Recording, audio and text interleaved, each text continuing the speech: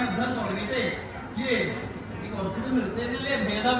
അങ്ങനെ എന്ത് ചെയ്തോ ആ ഭഗവാൻ തന്റെ മുട്ടി കൊണ്ട് ജാമ്പവാനെ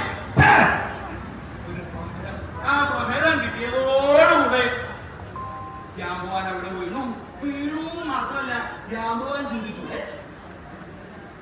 ഇതെന്ത് കഥ, ഇങ്ങനെ എന്നെ വീഴ്ത്താൻ പറ്റുന്നതായിരുന്നെങ്കിൽ ആദ്യം തന്നെ വിളിക്കപ്പോലെ ഇത്രയൊക്കെ യുദ്ധം ചെയ്ത് എന്നെ ചുണ്ടിയെടുപ്പിക്കേണ്ട ആവശ്യം ഉണ്ടായിരുന്നോ ആലോചിച്ചു. ഭഗവാൻ ജാമ്പവാൻ ആരാ, ത്രികാലജ്ഞാനിയാ. വേഗത്തില് കണ്ണടച്ച് ആലോചിച്ചു, ആരാ എന്നെ ഇങ്ങനെ ഉപദ്രവിക്കാൻ, ആരാണ് ഇങ്ങനെ എന്നോട് യുദ്ധം ചെയ്യാൻ, ഇത്രയൊക്കെ എങ്ങനായിട്ടുള്ളത് ആർക്കാ ആലോചിച്ച് നോക്കിയപ്പോഴാണ് മനസ്സിലായത്. ഞാനാ